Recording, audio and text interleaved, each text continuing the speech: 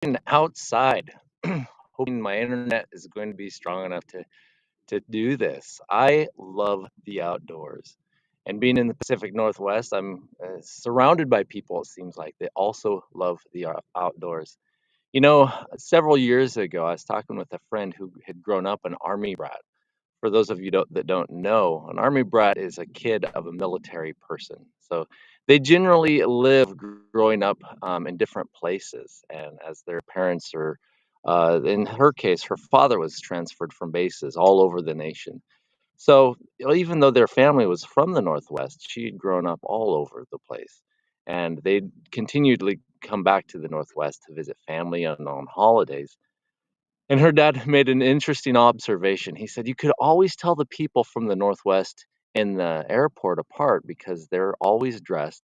They look like they're always dressed, ready to go for a hike." And I know that's a gross generalization, but even as I began traveling and traveled pretty widely, I noticed the closer I got to the Northwest, I could identify people going to the Northwest or who were from the Northwest by the fact that they looked like they were dressed to go for a hike. We do like to hike. A lot of us do.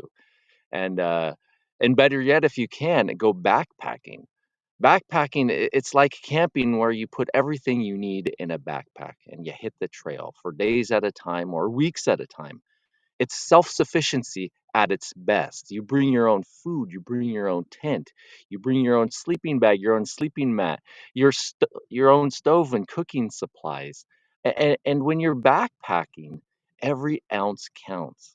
That's why when you go to the store, if it's REI or whatever, and you're looking for some kind of camping equipment that's backpacking, it's generally more expensive because nobody wants to carry heavy things for a long time. And on the trail, nobody's going to carry your pack for you. Everybody's got their own gear, and if you're going to go far, every ounce matters. It's in your shoes, it's in your camping stove, your tent, your food supply. Every ounce counts.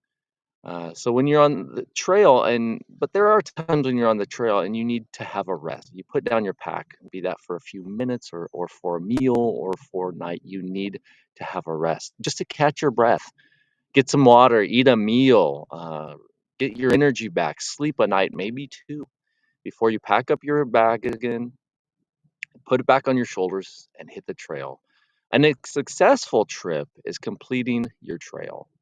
You measure the success or the difficulty of your trip in the number of miles you went or how many days you were out.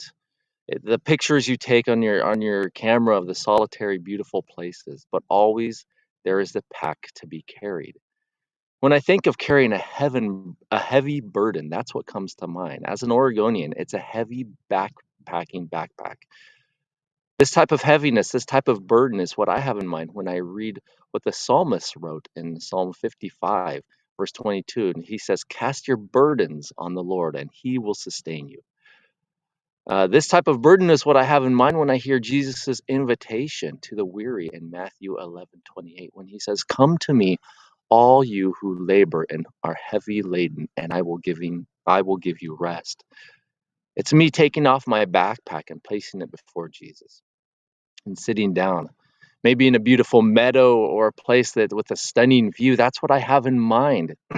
Just a feeling of taking the load off it and being in a beautiful setting, a place where the soul can be renewed or reinvigorated or recharged. It's a time with Jesus where I can be recharged.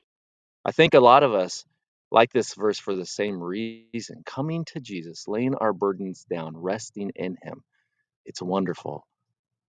But eventually, we feel like the time comes when we pack up our things, hoist our loads once again, and continue on. Eventually, we pull out of a rest area or out of a gas station, to use another metaphor, and to continue on.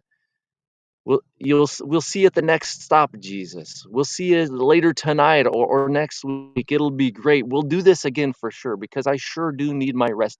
I sure do need my recharge. I sure do need to lay my burdens down. But that's only taking half of Jesus's invitation. Verse 28 is the invitation to rest, to drop our heavy bags, the heavy burdens. But verses 29 through 30 is the second half of the invitation. He says, "Take my yoke." Now, I want to substitute the word backpack because that's more familiar to me than a yoke. Upon you and learn from me, for I am gentle and lowly in heart, and you will find rest for your souls. For my yoke, again, I would say backpack, just because I'm more familiar with that, is easy and my burden is light. Now, the question I want us to consider this morning in this short devotional is, do we take Jesus up on the second part of his wonderful invitation? Do we take up his burden? Because if you're like me, we can learn to lay our burdens down at the feet of Jesus, but eventually we want to take them back up again. These are my things. If I don't carry them, if I don't worry about them, who will? And then this notion of I got to carry my own weight, I got to toe the line, I got to do my fair share means that after resting a bit with Jesus, after catching our breath, after getting a bit of our strength back, we pick our burdens back up and say, okay, Jesus, I can carry on. Okay, I'll take some of your burdens as well. Go ahead, give me something. And we walk on. And then you know what happens? When the trail gets long, when we start getting tired, what's the first thing that we drop? What's the last thing that we picked up? It's what Jesus gave us. And we leave his burdens along the trail or somewhere and discard them and think we'll come back for them later. We think, I just don't have the time. I just don't have the energy right now, which is true because we've picked up our own bags and burdens again. And our burdens were heavy enough. Then add to it what Jesus gave us, and wow, we're not as strong as we thought we were when we had left the church service or left our time with Jesus.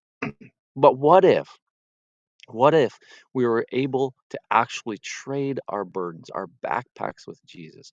What if we were able to leave our burdens at his feet for good?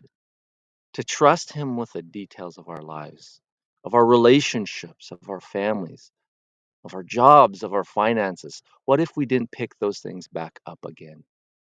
Perhaps that's why Jesus invites us to take up his yoke, because he knows our natural tendency is to pick back our burdens up and just soldier on. Perhaps that's why he graciously offers us his burdens, not to be carried in our arms as extra weight on top of what we're already carrying, but on our backs like a yoke or like a backpack. So we can't put on our old yokes, our old bulky backpacks on. He offers a trade. Instead of hitting the trail with a big, bulky, heavy backpack, we have a light day pack. How much more enjoyable would that be? How much more enjoyable would our days be? How much lighter the trail? So may God bless you as you consider and meditate, as we consider and meditate